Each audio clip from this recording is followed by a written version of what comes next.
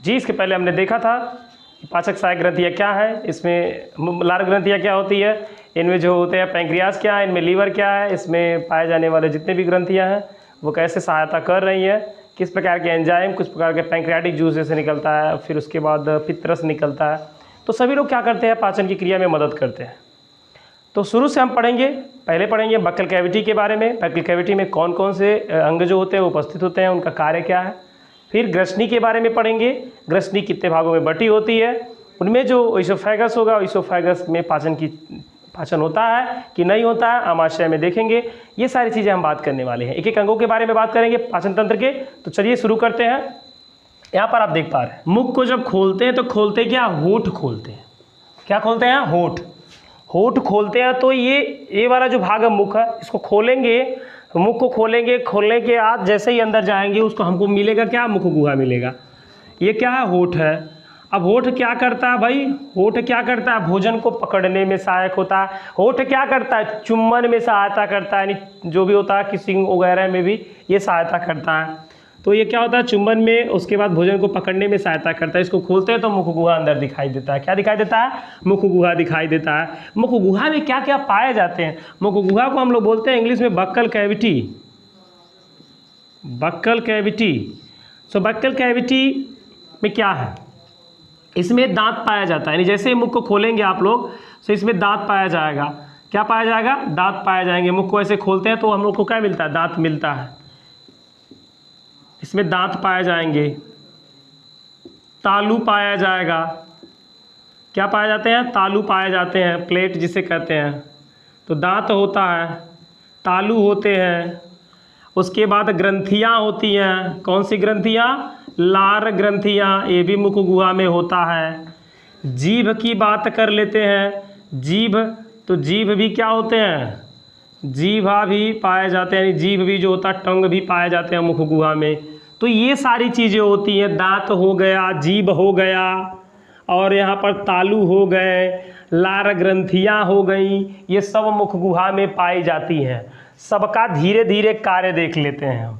सबसे पहले हम बात कर लें अगर मुख गुहा की, तो मुख गुहा का निर्माण कैसे हुआ। दोनों गाल इधर उधर, ऊपर का जबड़ा नीचे का जबड़ा सभी लोग मिलता है तो मुख गुहा का निर्माण होता है। बहुत ही, क्योंकि भोजन जब खाते हैं तो मुख गुहा में जाता है। मुख गुहा में जाने के बाद दांत का कार्य है कुछ करना, चबाना, टूटना, पीसना आदि होता है। उसके बाद बात करें लार्व जो होती हैं, उसमें से श्लेष्मा वगैरह जो होती है उनका भी कार्य है कुछ जीवाणुओं को मारने के लिए। कुछ श्लेष्माएँ निकलती है, जैसे लाइसोजाइम वगैरह हो गया आपके लार में मिलता है। उसके बाद उसमें कुछ पाचन के लिए सहायक ग्रंथ, जैसे पाचन के लिए वो होती है, पचाती है भोजन को, कुछ पाचन उसमें मुंह में होता है। उसके बाद अंदर हम क्या करते हैं, निगलने में भी सहायता करते हैं वो लार ग्रंथि होती है, क्योंकि भोजन चिपचिपा हो जाता है, एकदम लसरदार हो जाता है, लसलस हो जाता है, भोजन को निगलने में आसानी होता है। तो यह है मुख गुहा। क्या क्या पाया जाता है इसकी, सबसे पहले हम बात कर ले इसमें जबड़ा की। किसकी बात कर लेते हैं, जबड़े की। तो जबड़ा जो होता है, मुख गुहा में 2 जबड़े पाए जाते हैं। जबड़ा जो होता है, जिसको इंग्लिश में आप लोग जा कहते हैं, ये 2 जा होते हैं। एक अपर जा होता है, एक अपर जा होता है, एक लोअर जा होता है। एक अपर जा होता है, एक लोअर जा होता है। जब हम लोग बीएससी में पढ़ रहे थे, हमारे भैया साथ में पढ़ रहे थे, वो अपर का इंग्लिश UPPER लिखना चाहिए, तो लोअर का LOWER लिखना चाहिए। तो लिखे क्या थे, LOVER लिखे थे। इसका मतलब होता है लवर। तो भैया लवर मत लिखिएगा, LOWER लिखिएगा, लोअर। लोअर माने नीचे वाला, अपर माने ऊपर वाला। तो ऊपर वाला जो जबड़वा होता है, ऊपर वाला जो जबड़वा होता है ना, वो आपके जो खोपड़िया होती है, आपके खोपड़ी से लगी होती है। ऊपर वाला जबड़ा जो होता है खोपड़ी से लगी होती है। यहाँ पे जो खोपड़िया होता है, क्रेनियम की जो हड्डियाँ होती है, ऊपर वाले खोपड़िया से ये लगा होता है। कौन, ऊपर वाला जबड़ा, जिसके कारण वो हिलता डुलता नहीं है, एकदम जमजमा के बैठा रहता है। तो ऊपर का जबड़ा जब नहीं हिलेगा तो ये क्या होगा, अचल। अचल का मतलब न चल, है ना। और लोअर जा मतलब होता है नीचे का जबड़ा। नीचे का जबड़ा वो क्या होता है, यहाँ से ऐसे है, नीचे का जबड़ा हिलता है, तो इसीलिए इसको क्या बोलते हैं, यह जबड़ा स्वतंत्र होता है और चल होता है। तो ऊपर का जबड़ा नॉन मोटाइल, नीचे का जबड़ा मोटाइल होता है, चलता है, और नीचे का जबड़ा अगर नहीं चलता, ऊपरों का नहीं चलता, तो कौनो भी सामान आप दरेर नहीं पाते, भोजपुरी में कहते हैं, खा नहीं पाते। ये तो हो गया जबड़े की बातें। इसमें जो तालू होता है, तालू भी पाए जाते हैं। यहाँ पर देख पा रहे हैं तालू, तालू दो होते हैं, एगो साट तालू होता है, एगो क्या होता है, खुरदुरा होता है, यानी रफीस होता है। आगे वाला यहाँ का जो होता है रफीस होता है, पीछे का जो होता है वो कैसा होता है, मुलायम होता है। तो मुलायम तालू और जो होता है वो कैसा तालू, खुरदुरा तालू। दो प्रकार के तालू भी पाए जाते हैं। अब किसका बात कर लेते हैं, तालू हो गया, खोपड़िया की बात हो गई। अब उसके बाद किसका बात हो गया, जबड़े की बात हो गई, मुख की बात हो गई, होठ की बात हो गई। बच क्या रहा है, जीभ बच रहा है। भैया जीभिया लंबा होता है तो आप फुल्की चाट चौमी हीरा हमारी 56 भोग रसमलाई काला जाम रसगुल्ला आदि सब खाते हैं, तो जीभिया सब कराता है। ठीक है, स्वाद जब तक नहीं रहेगा आप खाना नहीं खा पाएंगे। तो पहले स्वाद लेना है, तो स्वाद कौन देगा भैया, जीभ देगा। नहीं कहते हैं जीभिया लुपुर लुपुर बहुत करता है। आजकल की औरतें जो है गांव में कहती हैं कि भैया जीभिया कर बढ़ गई भाई, 200 रुपया रोज लेके पड़े जाला। तो समझ में आ गया। तो इसको देखेंगे आप लोग। तो जीभ क्या होता है, जीभ जो होता है उल्टे वी आकार की होती है, उल्टे वी आकार का होता है। सीधा वी ऐसे बनता है, लेकिन किस आकार का होता है, उल्टे वी आकार का होगा। तो जीभ कैसा होगा, उल्टे वी आकार का होगा। कैसे होगा भैया, उल्टे वी आकार का होगा। काम क्या है इसका, स्वाद पता करना। क्या पता करना, स्वाद पता करना। और क्या करता है भाई, ये भोजन को लार में मिलाता है, भोजन को सलाइवा में क्या करता है, ये भोजन को लार में मिलाता है, मिक्स करता है, सलाइवा में मिलाता है। उसके बाद क्या काम है जीभ का, जीभ का और भी काम है भाई, बहुत सारे काम है। जीभ का काम है ये भोजन को दांत तक लेकर आता है, भोजन को दांतों तक पहुंचाता है। जिस दांत में इसको पहुंचना होता है, भोजन दांत तक, भोजन को दांत तक पहुंचाता है।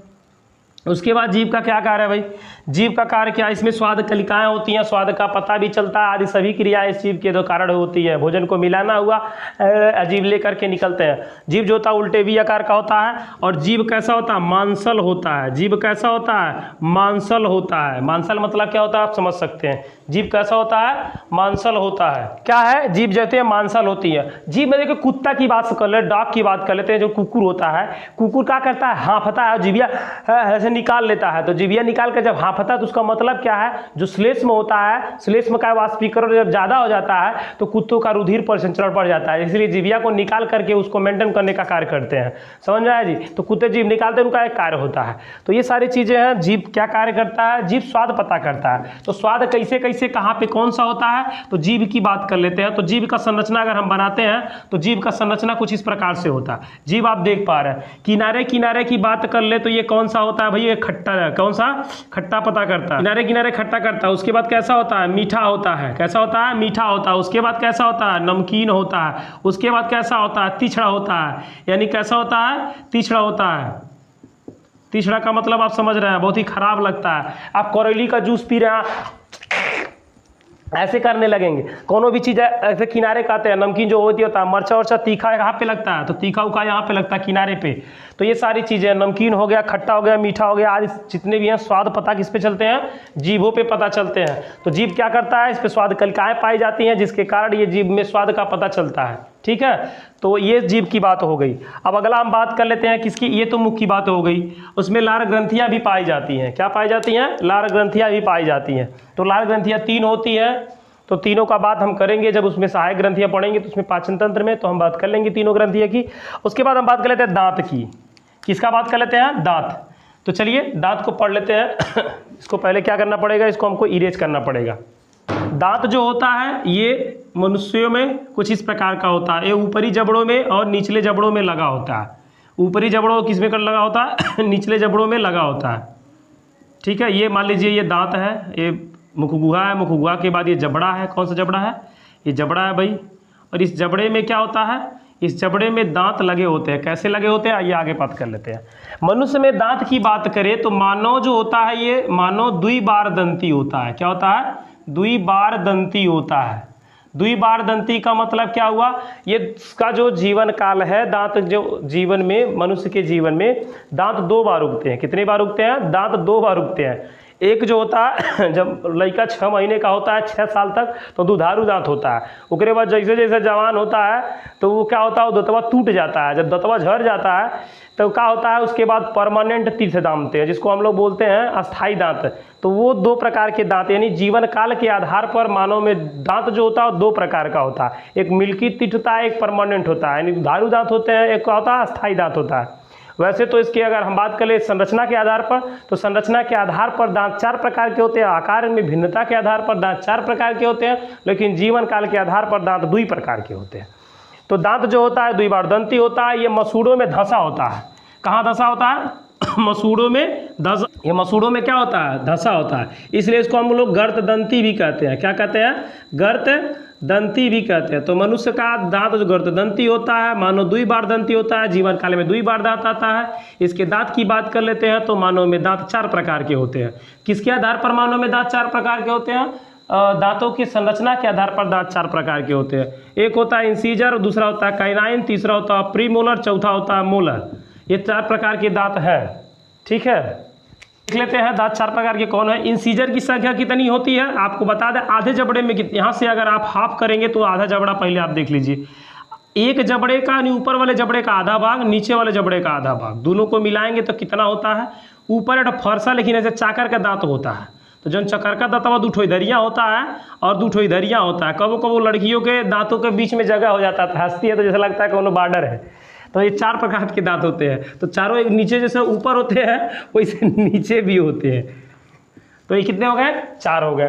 4 ऊपर 4 नीचे। ये कौन से हैं? इंसीजर, जिसको हम लोग क्या बोलते हैं? कृंतक बोलते हैं। उसके बाद आता है रदनक है, छेदना, लेकिन जो होते हैं ऐसे एकदम छेदाए रहते हैं, जैसे लग रहा है। किनारा वाला दांतवा जो है क्या है? एक कैनाइन है। एक छेदना एक ठो इधर होता है, एक छेदना एक ठो इधर होता है। वैसे नीचे भी होते हैं ऐसे ऐसे दोनों। ठीक है, तो इस प्रकार के इतने हो गए। इनकी संख्या कितनी है? एक आधे जबड़े में 1 है। कितनी है? 1 है। और नीचे मिलाएंगे तो ये 2 हो जाएंगे। ये कितने हैं? ये 2 इधर, ये 2 इधर, 4 हो जाएंगे। प्रीमोलर की बात कर, आधे जबड़े की बात कर रहे हैं। ऊपर और नीचे आधे जबड़े की बात हो रहा है। ऊपर 1 ठो, नीचे 1 ठो, तो 2 ठो।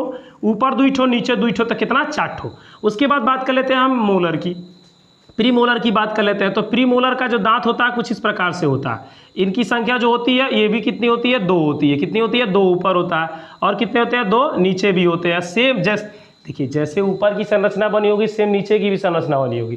काहे से धार दोनों बराबर नहीं रहेगा तो कैंची से कटता नहीं है। उसी प्रकार धार दोनों बराबर चाहिए, तब जो काटेंगे कोनो भी सामान। ठीक है, ऊपर भी होता है, इधर भी हो जाएगा, इधर भी होगा। उसके बाद किसकी बात कर लेते हैं? उसके बाद हम बात कर लेते हैं मूलर की। किसकी बात कर लेते हैं? उसके बाद आ जाता है आपका मूलर आ जाता है, यानी कौन सा? चौड़क आ जाता है। तो इसकी संख्या कितनी होती है? 3 होती है। 2 पहले जमता है, 1 बाद में जमता है। जानता है ये वाला चौड़क वाला दांत तो बड़ा दर्द होता है, कभी कभी मसूड़वा फूल जाता है। तो इस प्रकार से आपने देखा कि ये 4 प्रकार के दांत हैं। ये वाले जो हैं ये कौन है? इंसीजर है। ये कौन है? इंसीजर है। और ये वाले क्या है? काइनाइन है। और ये दोनों क्या है? ये प्रीमोलर है। और ये कौन है? तीनों ये मोलर है। तो इसकी संख्या कितनी भैया? ठीक है, तो टोटल इंसीजर की बात कर लेते हैं। तो इंसीजर टोटल कितना? 8। क्यों? क्योंकि गुणे 2 कर देंगे, आधा भाग की बात हो रही थी। इसका गुणा 2 करेंगे तो 4 हो जाएगा। इसका गुणा अगर 2 है तो 4 हो जाएगा, तो 4 गुणे 2 करेंगे तो 8 हो जाएगा। और इसका 6 गुणे 2 करेंगे तो 12। तो आधे जबड़े में 4 तो पूरे जबड़े में कितने? 8। आधे जबड़े में 2 तो पूरे जबड़े में 4। आधा जबड़े में 4 तो पूरे जबड़े में 8। और आधा जबड़े में 6 तो पूरा जबड़े में 12। टोटल करेंगे तो 32 हो जाएगा। कितना हो जाएगा? 32 हो जाएगा। तो इस प्रकार से आपने देखा की संख्या कितनी? 32। तो मानव में दांतों की संख्या 32। लेकिन भाई 32 कौन है? ये 32 जो होता है ये अस्थाई दांतों की संख्या है। किसका? परमानेंट टीथ है। लेकिन अगर बात करते हैं हम क्या, अगर बात करते हैं दुधारू दांत की, तो दुधारू दांत जब खत्म हो जाएंगी तो भैया क्या यहाँ पर तुरंत कह देंगे प्रीमोलर 0 होता है। कितना होता है? प्रीमोलर 0 होता है। और इधर तुरंत हो जाएगा क्या? 5 दूनी 10। तो 8 4 12, ये 4 होगा। 2 ठो जमता है, बाद में जमता 2 ठो। जब आदमी 18 साल का हो जाता है तो तीसरा का चौभरवा दांत, चौभर कहते हैं भोजपुरी में, क्या कहते हैं? चौभर। तो ये 4 दूनी 8 होता है। तो टोटल 8 दूनी 16, 16 4 20। ये 20 किसकी है? ये दुधारू दांत है। दुधारू दांत की संख्या, मिल्की टीथ की संख्या कितनी होती है? मिल्क वाले की 20। इसमें किसकी संख्या नहीं होती है? प्रीमोलर नहीं होता है। और इसमें मोलर की संख्या केवल एक आधे जबड़ों में 4 होती है, पूरे जबड़ों में 8 होती है, ऊपर नीचे मिला करके। तो मिल्की टीथ 20, अस्थाई दांत 32। जीवन काल के आधार पर दांत 2 प्रकार के, एक मिल्की एक अस्थाई।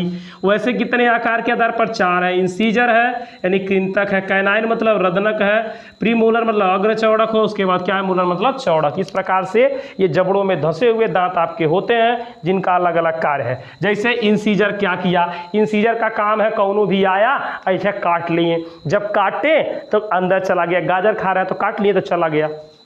मान लीजिए मनैया कोनो गाजर खा रहा है तो गाजर खाएगा तो पहले आगे वाला दतवा आएगा, आगे काट लेंगे। काटने के बाद क्या करेंगे? उसको फाड़ेंगे। उसको क्या करेंगे? फाड़ेंगे। जब उसको फाड़ेंगे तो क्या होगा? वो और पतला होगा और छोटा छोटा भोजन का पार्टिकल होगा। उसके बाद आएगा बगलिया में, जीविया कहेगा है यार चल, जैसे जाएगा वैसे ये क्या करेगा? कचार कचार एकदम कूटी देगा दही के, जैसे कोनो मूसरी लेकर कूट देता है वैसे कूट देगा। उसके बाद आता है लास्ट में चौड़क, उसको पीस देगा एकदम। जब पिसा जाएगा उसके बाद लार ग्रंथि, जितना कूचेंगे जितना करेंगे उतना ही लार ग्रंथियाँ निकलेंगी और उसी में भोजनमा मिल करके एकदम लुद्दी के आकार को हो जाता है। कब को उगल के खाइएगा तो खा नहीं पाएंगे। ठीक है, तो क्या करता है? एकदम पीस के कूट के एकदम चीर के फाड़ के दंतवा छोट छोट पार्टिकल कर देता है। इसलिए कर देता है क्योंकि जितना बड़ा मुंह में लेते हैं तो का उतना घोट पाएंगे, का नहीं कर पाएंगे, इसलिए उसको पतला करते हैं। और सूखा भोजन करने के बाद उसमें लार भी मिलना चाहिए क्योंकि यहाँ की जो भोजन नली होती है आपकी, उसमें भोजन सही से एलिमेंट्री कैनाल में पास नहीं होगा। ये चीज़ें होती है। और एक चीज़ और बता दें हम, जीभ में जो होता है, जीभ में कौन सा पेशियाँ पाई जाती हैं? तो जीभ में रेखित पेशियाँ पाई जाती हैं, ऐच्छिक पेशियाँ पाई जाती हैं। इसीलिए जब चाहते हैं तब हमारा जीभिया चुलबुलाता है, ना तो चुलबुलाता नहीं है। किसी को भी रहना होता है तो निकाल देते हैं, मन की इच्छा होती है। तो जब इच्छा अनुसार कोई काम करता है, ऐसी पेशियों को हम लोग बोलते हैं ऐच्छिक पेशियाँ। तो ये हो गया मुख के बारे में। अगला हम बात कर लेते हैं ग्रसनी। तो ग्रसनी क्या क्या है? ग्रसनी एक जो भाग होता है, ग्रसनी में इसमें आता है आपके नासा गुहा भी खुलते हैं, आपके मुख गुहा भी खुलते हैं। ये 2 भागों में बट जाती है। दोनों भाग में बटने के बाद एक श्वास नली होती है, दूसरा क्या होती है? भोजन नली होती है। भोजन नली आगे चल करके किस में जाता है? आमाशय में। तो आमाशय में भोजन पहुँच गया। आमाशय में भोजन पहुंचने के बाद इसमें जब क्या होता है? संकुचन होता है, क्रमाकुंचन गति होती है। तो भोजन क्या करता है? ये जो आमाशय होते हैं, ये आमाशय फूलता पचकता हो जाता है, तो पिसा जाता है भोजन। इसमें जठर ग्रंथियाँ वगैरह भी निकलती हैं, इसकी चर्चा हम करेंगे इसमें जो आगे जब पढ़ेंगे हम किसमें भोजन के पाचन, मुख में कौन सा पाचन होता है, आमाशय में किसका पाचन होता है, जब पढ़ेंगे तो उसमें बात हम कर लेंगे। तो आमाशय क्या होता है? बहुत ही प्रमुख भाग है। इसमें भोजन आके स्टोर होता है और इसमें 3 से 4 दिन भोजन, 3 से 4 घंटा भोजन रहता है। कितना रहता है? आमाशय में 3 से 4 घंटा भोजन रहता है। और यही कारण है कि आप भोजन कर लेते हैं तो आपको 6 घंटे का गैप मिलता है। अगर भोजन नहीं रुकता आमाशय में, वो तुरंत पास आउट हो जाता, तो क्या होता? आपको हर 20 मिनट में भोजन चाहिए। इसीलिए क्या करते हैं? भोजन 3 से 4 दिन रहता है, जिससे आपको भूख नहीं लगता, वो धीरे धीरे पचता है। पचने की क्रिया जो होती है वो धीमी धीमी होती है, इतना तेज़ी से पाचन की क्रिया नहीं होती है। वैसे तो कहा जाए पूर्ण रूप से एक अगर भोजन जो खा रहे हैं वो 4 दिन में पूरी तरह से पच उच के वो बढ़िया से निकलता है। तो ये सारी चीज़ें हैं। लेकिन अगर आप भोजन कर रहे हैं तो भोजन जो होता है आमाशय में 3 से 4 घंटा वो रुकता है, इसीलिए भोजन आपको जल्दी नहीं लगता है। उसके बाद हम बात कर लेते हैं, आमाशय के बाद ये भोजन जाता है छोटी आंत में जाता है। बड़की आंत में, भाई बड़की आंत है, इसके बाद क्या जाता है? छोटी आंत में जाता है। छोटी आंत में भोजन जाने के बाद पूर्ण रूप से इसका पाचन होता है, इंसुलिन वगैरह का हार्मोन्स का जो सिक्रीशन होता है। उसके बाद आमाशय से, उससे पैंक्रियास से निकले जो पैंक्रियाटिक जूसेस होती हैं, लीवर से निकले जो उसमें पित्तरस होता है, वो सारी जो होती है वो ग्रहणी भाग में पहुंचती है, छोटी आंत के भाग में, वहाँ पे उनका पाचन होगा। कैसे होगा ये आगे देखेंगे। उसके बाद बात कर लेते हैं, ये भोजन पचने के बाद जो उत्सर्जित उसकी कोशिकाओं के द्वारा अवशोषित कर लिए जाते हैं छोटी आंत की। उसके बाद जो भाग बचता है वो भेज दिया जाता है, जो कि हमारे लिए अपशिष्ट पदार्थ होता है, वो भोजन काइल के रूप में होता है। दूसरी बात छोड़ दीजिए, जो औरतें होती हैं, औरतें क्या कहती हैं? हमारा लड़का काहिल बा, तो काहिल नहीं होता, उसका मतलब काइल होता है। जब कोनो भी सामान किसी काम लायक नहीं होता तो उसको काहिल बोला जाता है आपके भाषा में, लेकिन हमारे भाषा में उसको काइल बोला जाता है। यानी जब मल बड़ी आंत में होता तो उसी को काइल कहते हैं और उसी को महिलाएं उसको कन्वर्ट करके काहिल कहती हैं। तो आपका कंपेयर मल से किया जाता है जो रोड के किनारे होता है। तो इससे आप लोग काम करिए, इस सबसे बचे रहिए अपने सारी चीज़ों से। तो आज का क्लास बस इतना ही। पाचन तंत्र ऐसे समाप्त होता है। कल हम देखेंगे मुख गुहा में पाचन, उसके बाद आमाशय में पाचन, छोटी आंत में पाचन, सभी की बात करेंगे। तब तक के लिए धन्यवाद, बने रहिए वीडियो में लास्ट तक।